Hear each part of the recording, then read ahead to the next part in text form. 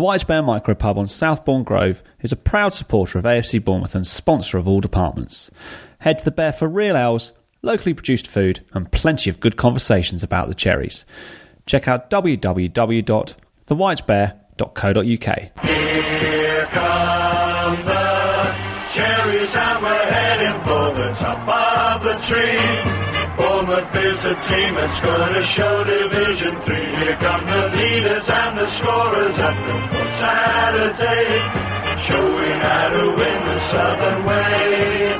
So we sing, come on Bournemouth, come on Bournemouth. While you're out there winning, hear the shouting and the singing. We sing, come on Bournemouth, come on Bournemouth.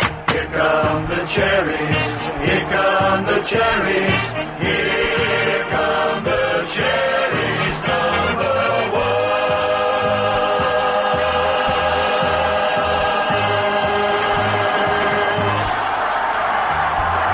Hello and welcome to All Departments.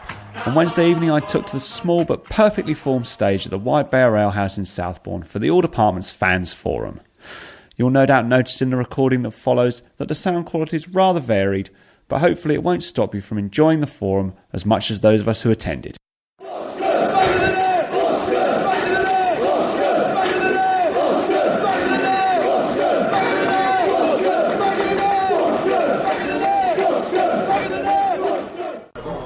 Hello and welcome to the Wight Bear Ale House in Southbourne Grove in Bournemouth. Among the guest ales tonight are Red Spider Rye, Trying Monk, and my personal favourite, Dirty Stockhouse. And enjoying a liberal sample of all of the above are a healthy crowd of AFC Bournemouth fans who've been good enough to make their way here this evening through the mid-November gloom to spend some time chatting about the mighty Cherries. The Wight Bear offers 30p a pint discount to Cherries supporters in Bournemouth shirts on match days, and that includes away games. So if you're looking for someone to discuss the match before or after kick-off, it's the ideal venue. Joining me on the stage is the Wight Bears owner Dave Holland, who will be roaming amongst those here shortly with his microphone. But to kick off, Dave, how have you found life in the Premier League so far? Hard work, I think, is the answer. I've had so much I really wanted to say that was positive about it, but at the moment I'm sort of I'm not making any predictions whatsoever after the last time. So. But yeah, no, it's hard work, and I think we'll make it in the end. Well, the question's about the Premier League experience. We spent a long time dreaming about it, watching other teams, possibly of slightly larger size, sneak their way in there. We went up in glorious fashion last season, but is it really what we thought it would be? Yeah, I think that we've had our ups and downs so far this season. I think that coming into the Premier League we had a lot of ambition. I think that we were very strong at the start, and like you just said, the injuries have been our main downfall. Obviously, Maxi Gradle, new signing Tyrone Mings, $6 million, and then getting injured straight away. And most of all, Callum Wilson, of course, because top goal scorer. So that's sort of been our downfall. But more or less, I still think that we'll stay in the Premier League this season. I can't see us getting relegated. I still think, like I said, we've got the ambition to keep going on stronger and stronger. But yeah, mainly it's just the injuries, isn't it? And like I say, we've been unlucky recently. Last result against Newcastle, what was that? 67% possession to us, 15 corners. They have one shot on target and they score it. So it's very, very, very unlucky in terms of that on that front. But other than that, yeah, I think we've been very good this season. Other than that. Next topic is the recent investment we've had from Peak Six. This has been something which emerged pretty much immediately after the last international break. Peak Six are an American private equity company who are rumoured to have bought, they did buy 25% of the club, and there's been talk of £200 million investment, but that could just be conjecture, which we football fans specialise in. What does anybody think that's going to mean for the club going forward? Is it going to be a positive thing, or is it something that we should be concerned about? Well, I think if they're 25% investors, that's not a bad thing. If it means we can spend money in a January transfer window, that must be a good thing. The important thing is that as a 25% shareholder, they won't have so much of a say in how to run the club because they're minor shareholders. So I think it's a positive move.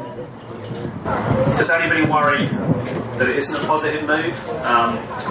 When investors have come in the past, we've seen not so good things happen at deep court. Everybody knows we had years of problems with debt.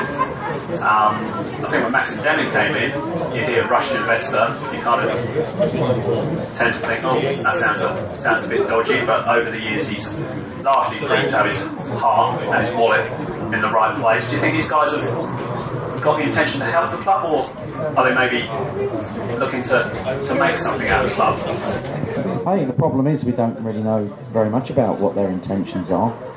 The club's obviously playing it close to their chest about hot money because they don't want to put all their cards on the table for the January transfer window. But it is a bit worrying that we're not getting any information.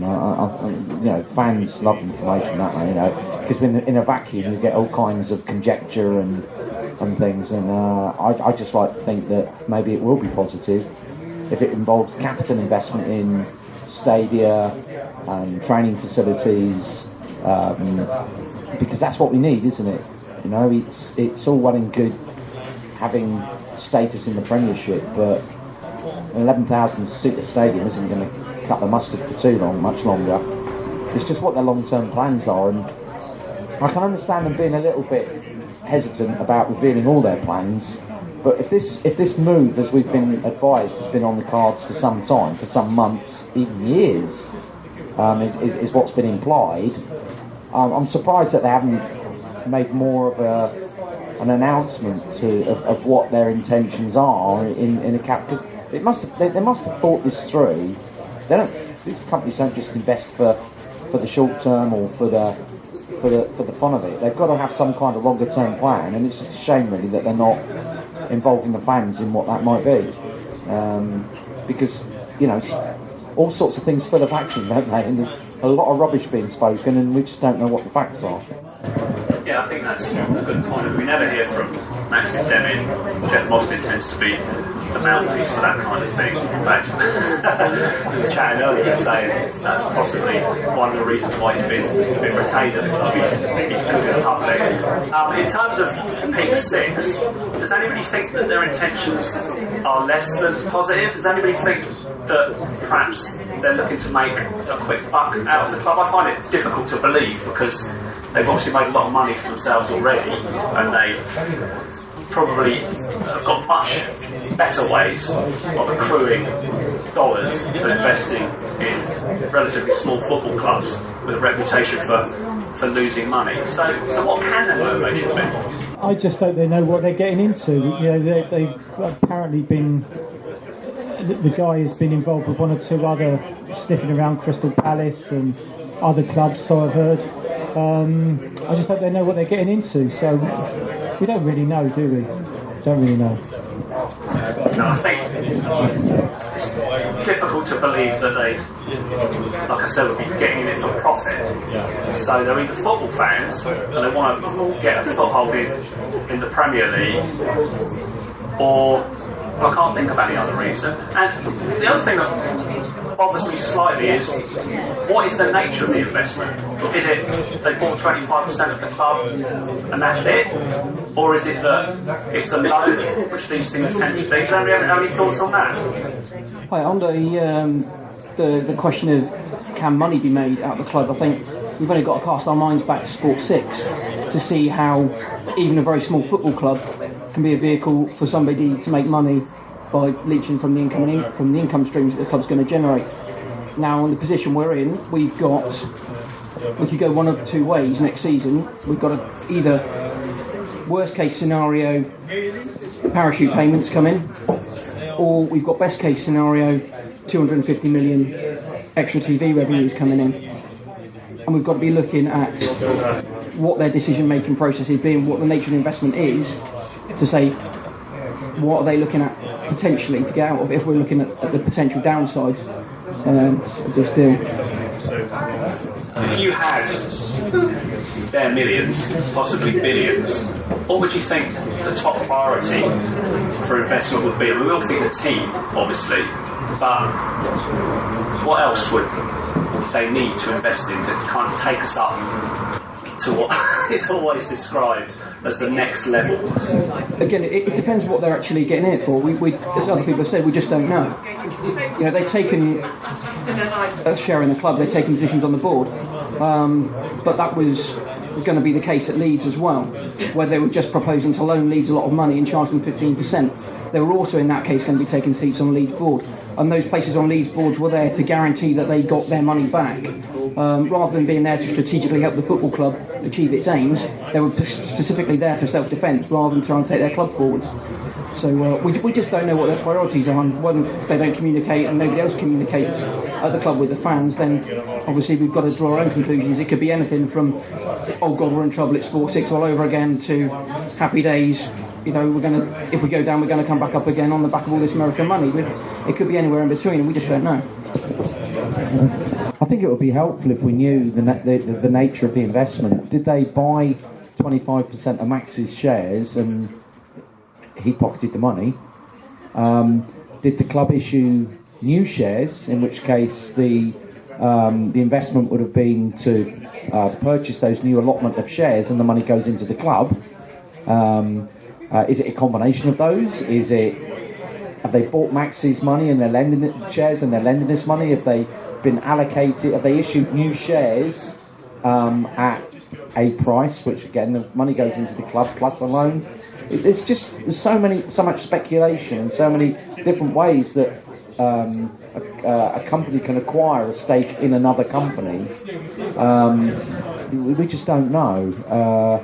I mean, I think probably Max has sold 25% of his shares and trousered the money, but which I don't blame him for, because you know he has invested a lot of money on a very speculative basis, and he's turned out to be a great owner. So I wouldn't begrudge him that, but ideally you'd want them to be buying an allotment of new shares, because in doing that, that money goes into the club and is available for investment. But we don't know.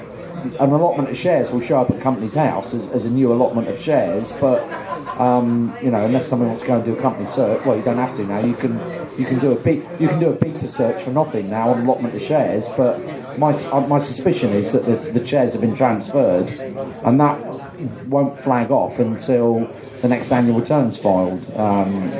So you don't really know. I'd like to think that they've invested money in the club, but it could be that they've just given Max an amount of money for his shares, and that could be the end of their commitment. We just don't know. And you mentioned earlier about how supporters tend to fill the vacuum with speculation, rumour and conjecture. And a few people have said about how the club communicates with the fans. Does anybody have any thoughts on what could be done to improve communication between the club and the fans? And go ahead. Last year, when they were in the championship, they had the training pitches around Kings Park. I walked my dog around there every day.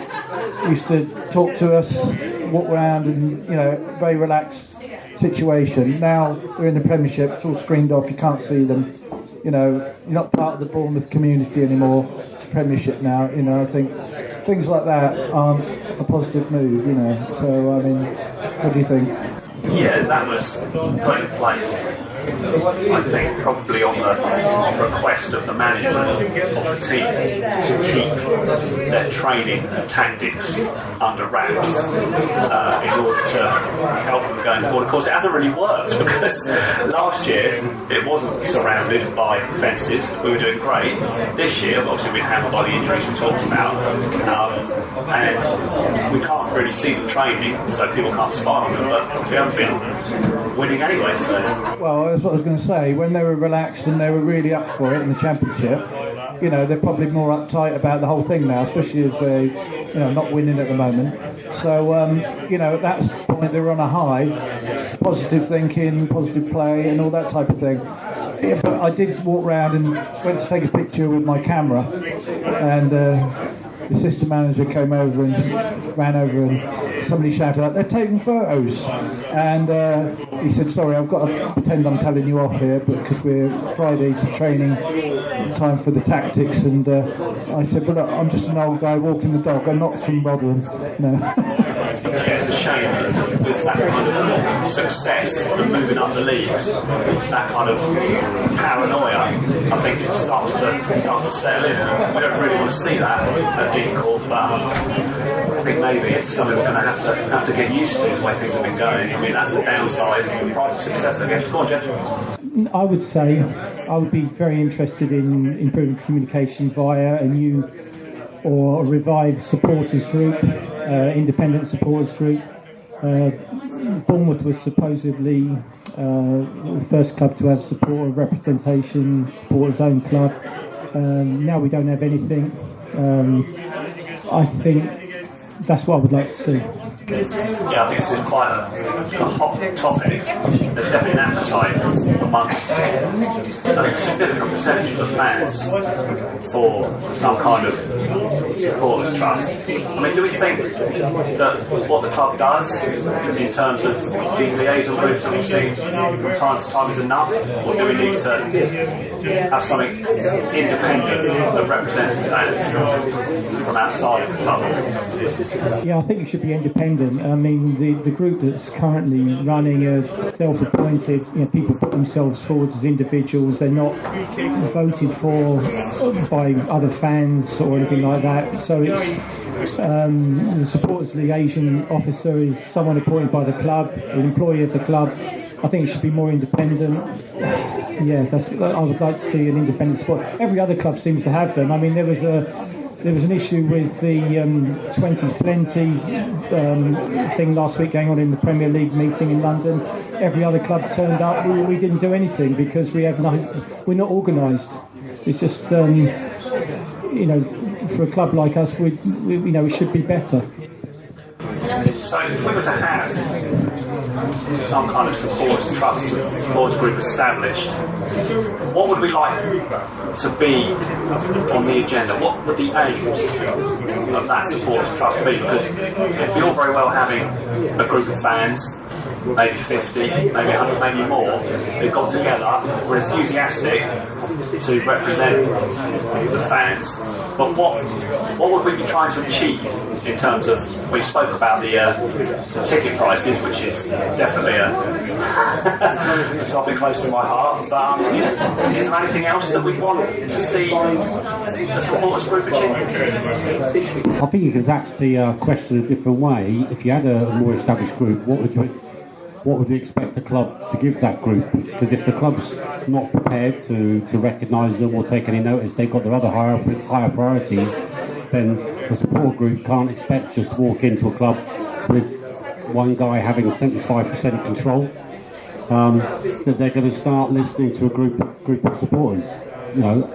Are we ever going to be big enough as a club? Without trying to sound as if there's a bit of apathy there, are we ever really going to expect some influence from them? Because have they ever listened particularly? Yeah, it's hard to say what would happen now because we're in a different era, obviously. Jeff Moss is still around, but most of the people who are having power and influence inside the club are people that did so previously when the supporters trust did exist, so it's difficult to say how they would react. Hopefully it would be a positive thing if it was formed and they would communicate. They could always say, well, there's only 100 of you, that doesn't represent all the fans. At the same time, you can say, well, yeah, but we're the only supporters group that exists, so you kind of got a moral obligation to talk to us. I definitely think it's something I feel from podcasts and on the internet forums and stuff like that they're written. I talk to other fans that there is a desire for. I'd certainly be keen to at least be a member of such a group. What do you think? I think the problem is generally that they tend to be, looking around and speaking to other fans, is that you're going to have a lot of apathy amongst the 11,000, not quite 11,000, is it? 9,000 odd fans that turn up. If you've got a group that's got 100 members, who are you representative of? You're representative of 100 out of 9,000 fans. I know what you're saying, you're the only fans group in town, but you're going to have to aim for much higher membership than that if you're going to get any kind of voice other than, you're going to be talking to yourselves basically. at that level. I mean, the club's just not going to. They'll pay lip service to it, but at that sort of level, it's just not. It's not an option that they will consider or need to consider, really. We can say how passionate we are about everything, but it's 100 fans out. It's less than 1%. You know, it's not going to be. You can't claim to be representative. You can just claim to be representative of 1% of the fans, and that's assuming that everybody speaks with the same voice.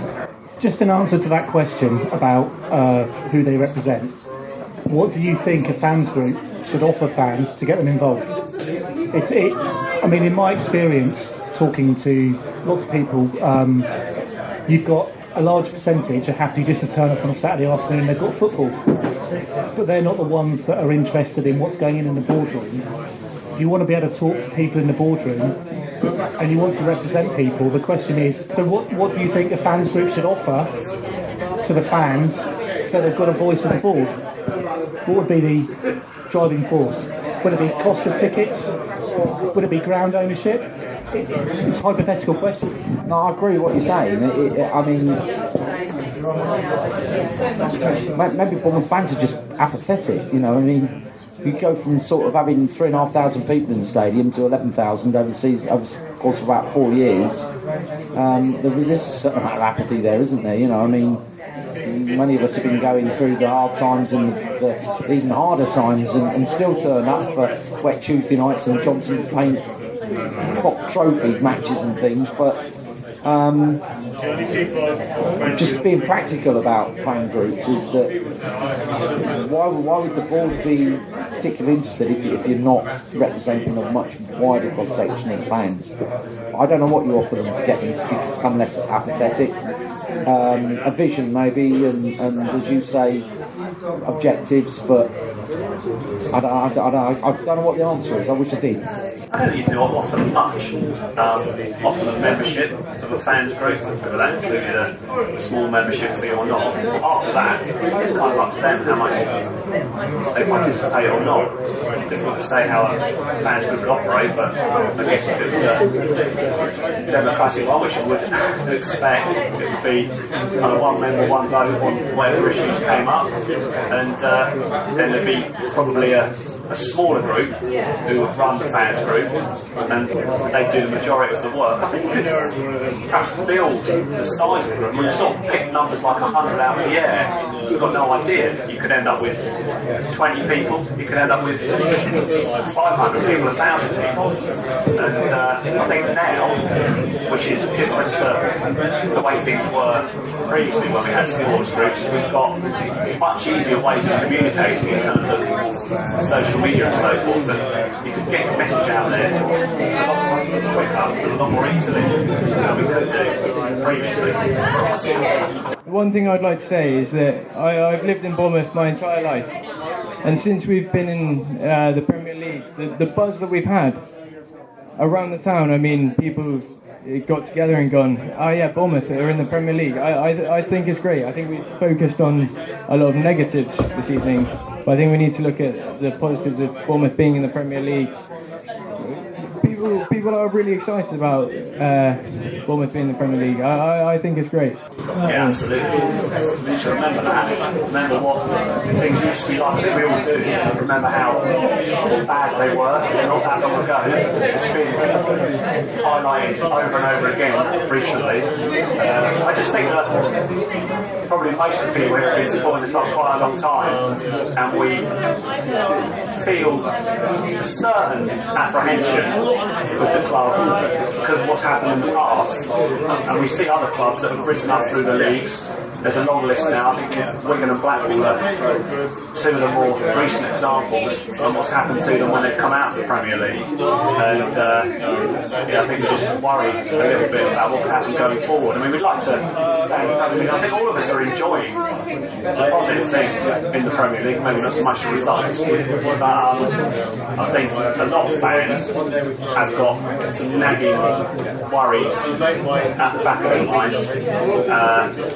I think that's just Bournemouth fans. That's probably quite a lot of football fans. Maybe it's just human nature as opposed to football sports nature. But you're absolutely right to highlight the positives, because you definitely should enjoy it. I think the club has changed in the last 3 or 4 years immeasurably. It's gone on a growth curve that none of us have predicted. There's decisions being made off the back of that by the club, which are changing the fundamentals of the culture of the club, of the community around the club and the supporters. And we're doing ourselves a disservice by not having a supporters group. Whether the board will listen to it or not, to an extent, is irrelevant, because it's about what we are as a group of fans and as a community around that football club, which needs to hold together and be preserved from what we are and where we come from to where we're going to be in the future, to preserve that kind of continuity. You know, we can have all the discussions that we used to have back in the days of Visa and the CM and things, where we'd go to the board and the first thing the board would say to us is, how many members have you got? Why am I going to listen to you?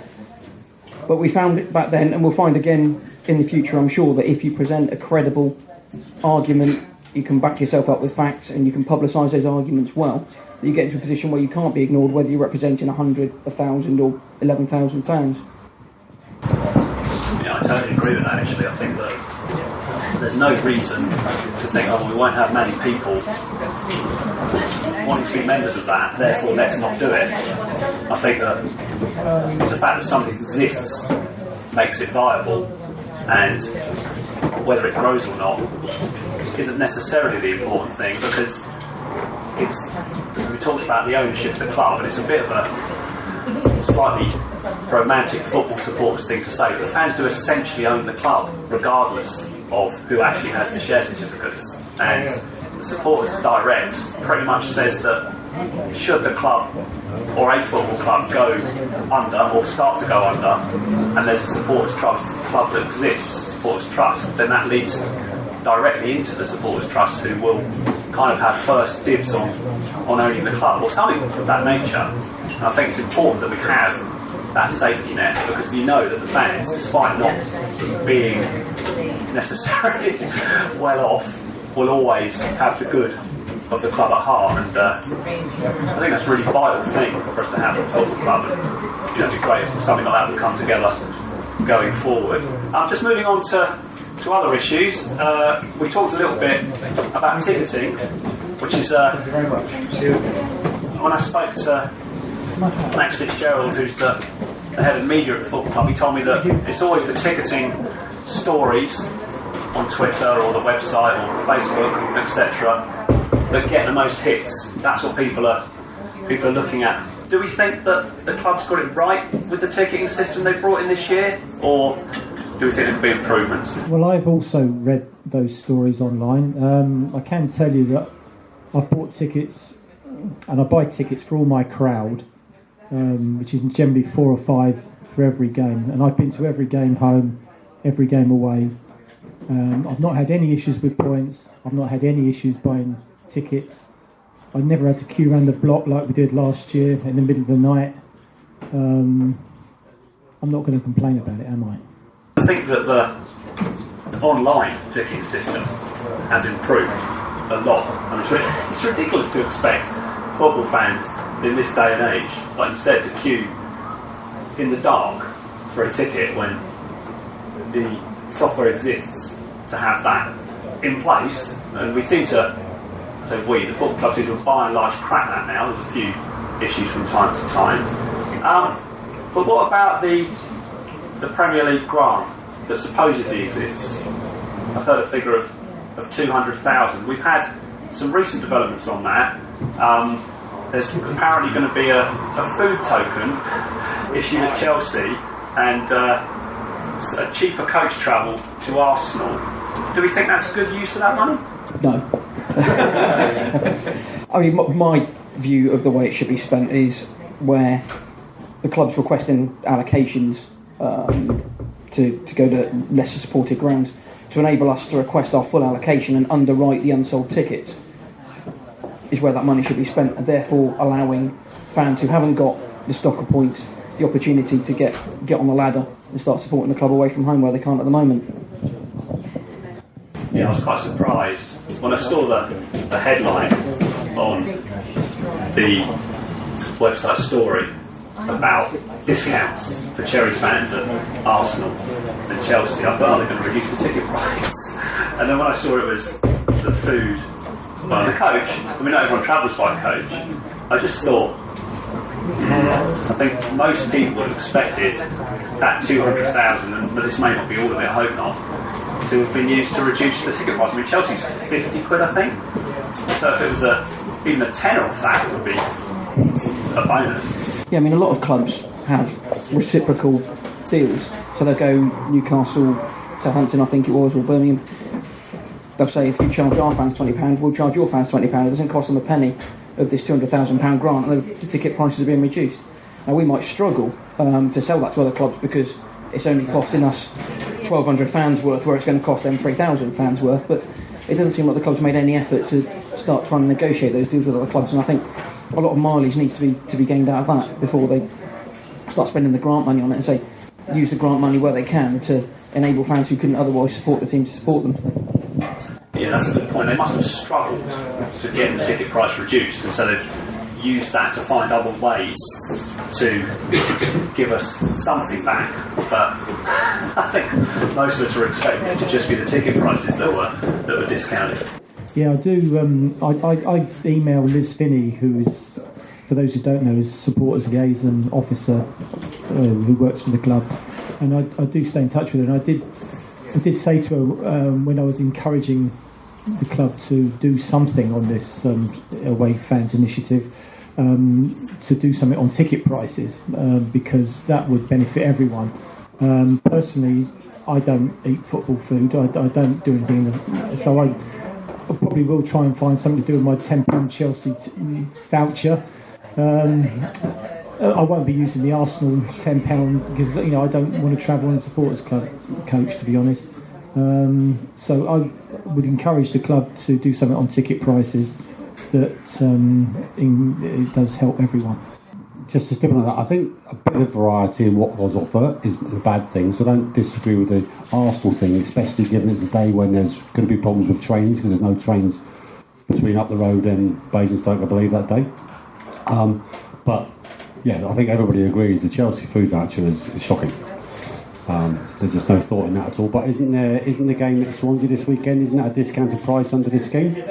Well, that's a decent one. Yeah, so that and a bit of coach travel. More people might travel by coach, and ultimately that is saving money for sports. You'll never get something apart from ticket price. You'll never get something that suits everybody. But a bit of variety isn't a bad thing, I don't think.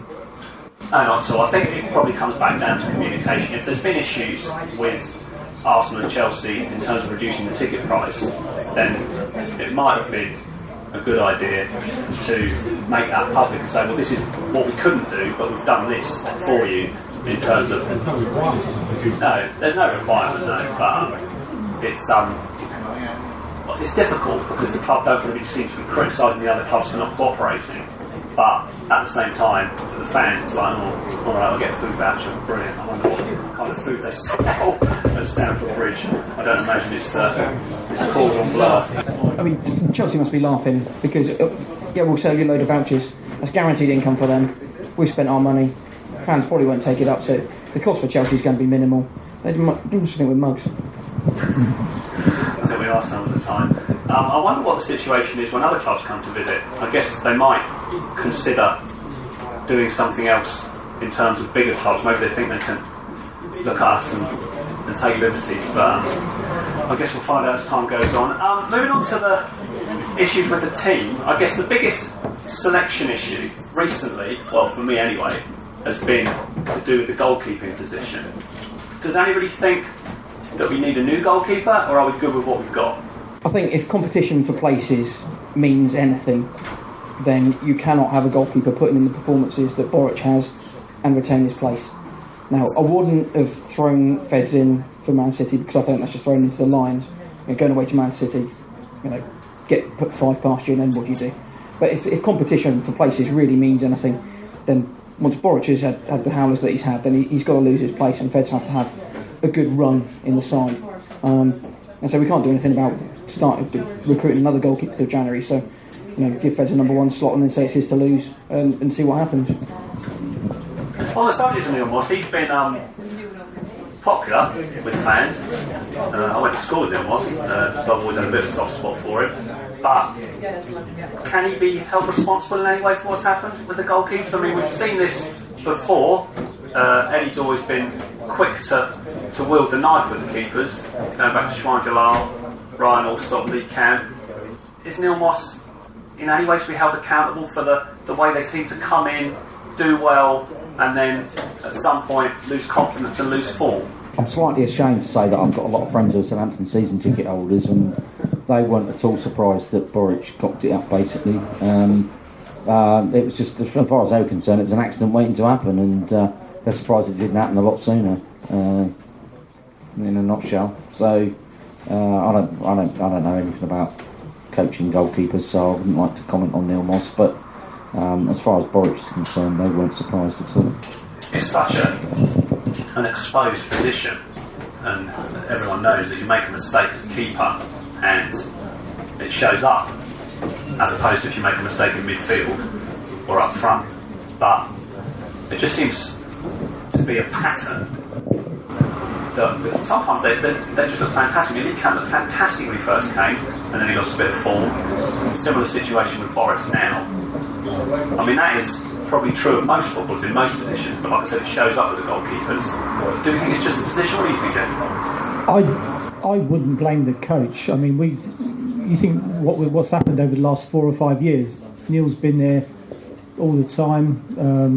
No one was querying it last year, and here we are, 3 months into a season, and we're all saying the goalkeeping coach is rubbish. Well, I don't think we are, actually. I think it's a nonsense that people are suggesting that, and I don't know. You can say what you like about goalkeepers. Perhaps we got two goalkeepers. Perhaps it's as good as we can get at the moment. I don't know who are we going to sign. Peter Cech. Who are we going to sign? It's just the confidence in the position, I think. So we could bring somebody new in, full of confidence when they arrive, and that can be eroded very quickly as a goalkeeper. And then, of course, people start pointing the finger. I mean, Boris suffers from his body language as well. People tend to read his body language negatively and think he's arrogant and he doesn't care. I don't believe any of that. I think that's just the way that he comes across. Eddie would drop him immediately if he thought that. Yeah, I mean, Boric last year had relatively little to do. We're in a team that's winning games week on week. He's not facing a lot of shots. He's not under a lot of constant pressure. We had situations where we did get under pressure. A few balls started coming into the box late on games towards the end of the season when nerves are jangling, and he started making mistakes at that sort of time. Now, as far as the coach is concerned, these guys are long established professional footballers at this age. It's not Neil Moss's job to teach them how to play in goal. It's his job to prepare them for games, to know what they're going to be facing, to know which way penalty takers are going to be taking penalties, where the free kick takers are going to be putting their free kicks. Moss's job isn't to instill them with confidence. That's Eddie and Jason's responsibility. So, I mean, on the one hand, Boric hasn't got near a penalty, I think, since he's been here. So you might be asking Mossy the questions, but I've seen Mossy running down the touchline with a piece of paper trying to tell Boric what the penalty taker's going to do, and Boric has been waving him away. So I think Mossy's on a bit of hiding to nothing as far as Arthur's concerned. Yeah, I think he did save one against Birmingham when we won 8-0. Maybe I could have saved it that day. Moving on to the rest of the team, obviously we've spoken at length as fans about the injury crisis. I think it's fair to call it that. But do you think we're still trying to find our best team and tactics in the light of the injuries, kind of to go with that issue? Does anybody have any thoughts on what we should do differently to what we've seen in recent weeks since the squad's been somewhat decimated? I think obviously the key thing is that we've lost a lot of pace in the side with Gradle and Wilson, and Eddie's always been a great proponent of pace up front to stretch defences, move central defenders about and bring midfielders into place. And obviously he's got Josh King, but Josh King's no Callum Wilson, is he? I don't think he deserves some of the stick he's got in some of the some of the problems he's had, but I do feel that that's been our big problem. We've got Murray and Tom up front, but I just don't think that they've got the pace that we need, or that Eddie likes to play with. So obviously Eddie's going to have to shuffle the pack and work things around a bit until he can solve that problem. So pace is the problem at the moment. It's pace and that that ability to put the ball away in the 6-yard box, and that's what people pay a lot of money for. That's why, you know, the Manchester United and the Manchester City's pay £50-60 million for a player that can do that. When Martial gets, I don't know what they paid for him, £50 million, £53 million, is it, or something? You know, so Eddie's got polished players, and I think he's trying to polish Josh King at the moment, and that might take a little while. It took a little while with other players. Graben is a great example of a player that took a long time to bring through to where he ended up. So, and Eddie, we trust basically on these things, but no, I think it's the pace that we're missing, absolutely, without shadow of a doubt.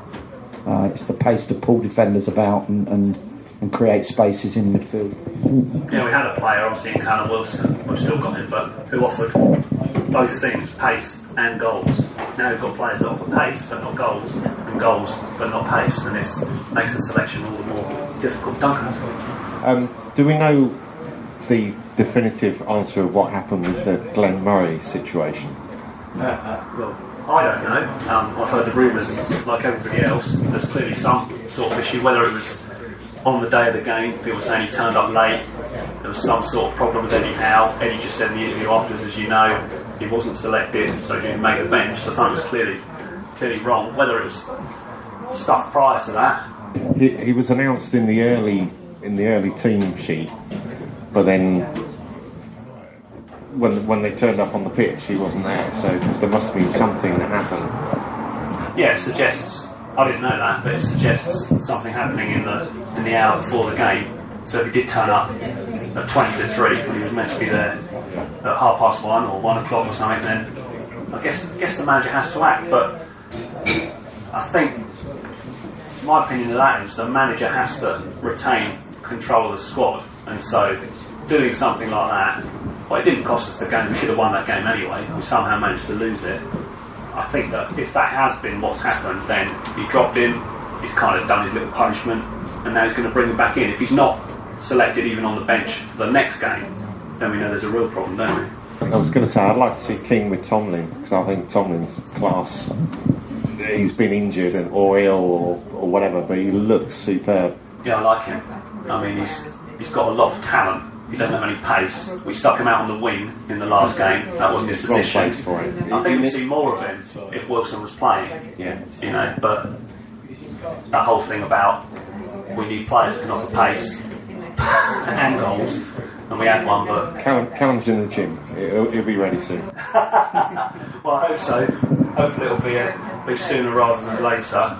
In terms of the injuries that we've had, which have been many, my opinion, and I've said this on the podcast, is that we now need to stop bemoaning the injuries. Because although when I meet people who take a vague interest in Bournemouth but don't really go to any games or know much about the club, they say, oh, there's a lot of injuries, it's going to have a big impact on you.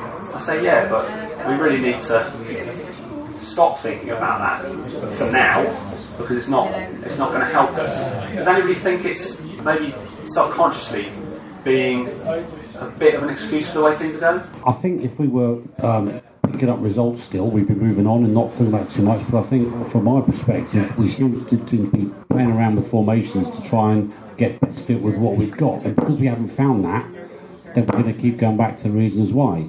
We want to play with some pace up front. So if we're going to have Murray, he ain't got the pace. So we've got space behind him with King, who has yet to find his best form using that pace.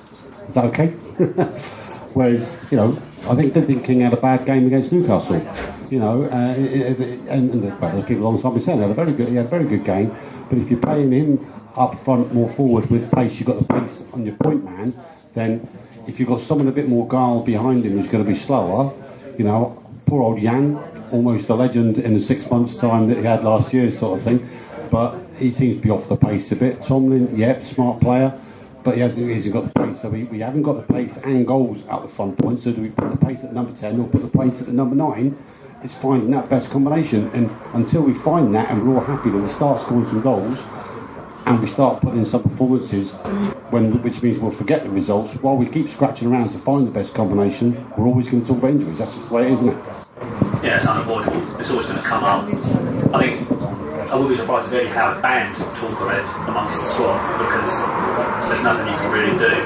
So, apart from the goalkeeper and the forwards, are there any other areas of the team we think we need to strengthen in January? Is there anybody that you think perhaps is replaceable? I guess they all are really, but would anybody think where they would strengthen apart from those positions we've discussed? Yeah, I think we need to strengthen in attack, midfield and defence. And goalkeeper. I wouldn't have discussed goalkeeper, to be honest, but we got midfielders who wouldn't get in our squad last season, starting. It's that's what's obvious to me. Players that wouldn't get in our team last year are playing this year. Yeah, it's tough. We seem to have all the luck last season. We earned it, but the injuries, we pretty much injury-free. Penalties and red cards always seem to go our way. And now, in the space of a few months, we've had almost like a calmer reaction in the other direction. And I know that's just sort of kind of superstitious mumbo-jumbo, but it really does feel like that. I'm not sure it's a case of needing to strengthen, but I personally, I'd like to see Francis back over on the right side of defence and Bailey in the middle. Instead of playing Adam Smith, I think the Smith and Ritchie combination on the right hand side, we lose something as a team by playing those two together. Whereas with Francis and Ritchie, they know what they're doing together. And it just gives us so much more in attack, which gives us a lot better chance of winning the game, in my opinion. Yeah, we missed that combination on the right-hand side. I think that Eddie's made it clear that he doesn't want Bailey Cargill to go out on loan, and so he's not making a great deal of first-team appearances. He didn't play even at Liverpool in the League Cup. He's not going to let him go out on loan now, as we haven't got any other backup. But yeah, he must be edging closer to being given a chance to play in the Premier League. Yeah, I was just going to say, in terms of what we've got in defence, going back to Adam Smith, I think he just commits himself forward too much of the time. He hasn't got enough experience, just always on the attack, sort of like Glenn Johnson. If I was to compare him to anyone, always on the attack, and then doesn't get back to defend enough, hasn't got enough experience. So maybe that's a position to improve upon. And then you look at the two centre backs. Obviously, Sylvain Distin was a brilliant signing because he's got the experience of playing in the Premier League, things like that. But Tommy Elphick and stuff, obviously, absolutely brilliant, but maybe hasn't got enough experience, and maybe that's a position to improve upon. And then going back to the pace, and what we need up front, obviously, Callum Wilson was just one of those players who really got himself in there, was the clinical finisher, and the pace and the strength he's got. He's like the whole package, And then you've got the likes of Stanislas and Josh King. Particularly, I noticed in the Liverpool game in the Cup, Stanislas was through on goal. That was an incredibly tight game. But Stanislas, missed some really easy chances right at the start of the game. He gets through, but then I think Callum Wilson would have buried that, and that's just the difference between some of the players, sort of thing. So, even just a backup striker, someone who we could have instead of Callum Wilson. Obviously we signed Ranty, who's yet to prove himself. That was a while ago. But yeah, just another striker maybe. So we don't find ourselves in this position again when we haven't got the likes of Callum Wilson. And then obviously the influence of Maxi Gradle from the wings, and then obviously spending all our money on wings, and then him being injured immediately. It's just room for improvement all over the team, if anything. Yeah, just going back to where we can strengthen. I think the one thing the injuries have shown us is the thing we need is depth. And with the 25-man squad rules, the only way you get depth is by having a strong amount of youth and under 21 players. In January, that's where I'd be spending the money, if we've got any to spend, is by bringing in young under 21 top talent from around Europe that wants the chance to play in the Premier League, and be looking at clubs like Chelsea as well. Look at Ruben Loftus-Cheek at Chelsea, absolutely fantastic player, commanding thing in under 21s, can't get a game at Chelsea. Bring him in here for the rest of the season, give him some games, and that's where I would be strengthening, because that's our future as well. If we go down, then we've got young players hungry to come back up with. So that's where I'll be strengthening it, by trying to get some kind of strength in depth. And as I say, the other 21s is the only way you can get it in the Premier League. Patrick Bamford's available in January as well. And it's probably the only place in the UK he could play because it's warmest, I suppose. He wouldn't need his gloves every week. Yeah, he was a success at Middlesbrough, but we were all a bit surprised when he was declared Championship Player of the Season, considering what our guys did. We seem to be expressing an interest in Lewis Grabban in the summer, and well, we did. I'm sure we did. Are we? What do people think about that in January? Yeah, in a heartbeat. I mean, but the thing that Lewis Grabban gives you is he gives you Jan Kermorgant back as well, because when Jan Kermorgant was scoring goals was when Lewis Grabban was playing, and the way Lewis Grabban plays is he drops and comes wide and receives balls in a wide position and allows Jan to come in from that number 10 slot and head them in. And we miss that, and we haven't got, with Callum Wilson running channels, we don't get that dropping wide and the ball back in, or the ball back to Richie and then whipped in for Jan Kermorgant that he just thrived off. So not only if we get Lewis Grabban do we get him and his goals back, we also get Jan Kermorgant back. I'm pretty much in agreement with that. I always liked Grabban. The way he dominated in the Championship, in the season he played for us, that final third of the pitch, he was all over it all the time. He was quick, he was a very fit lad, and he had the goals that season as well. And I had no problem at all with the way he left. Didn't surprise me. That's always going to happen in football. We're going to wind up in a minute. I mentioned Tequila Randy earlier. He has a popularity that I sometimes am slightly bewildered by. Can anybody make a case for him being given a start in the Premier League? No. It's resounding no's here. I'm sure there'll be some other people listening with different opinions. Just going back to the Lewis Grabban thing, I think that's a done deal for January, because it would be so easy to buy in. He knows how Eddie Howe likes the team to play. He knows the players. He knows the system, and it's just a case of slotting back in. I think that's £8 million for 10 goals for the rest of the season that should keep us up.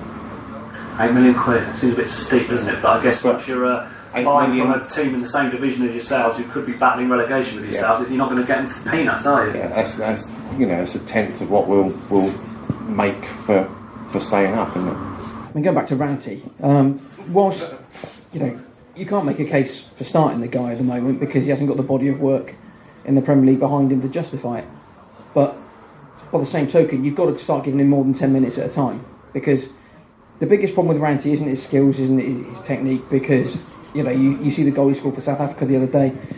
One touch, opens the defence up, curls it past the keeper. I know he's only playing Angola, but it's a well taken goal, and you can only score against your opposition that's in front of you.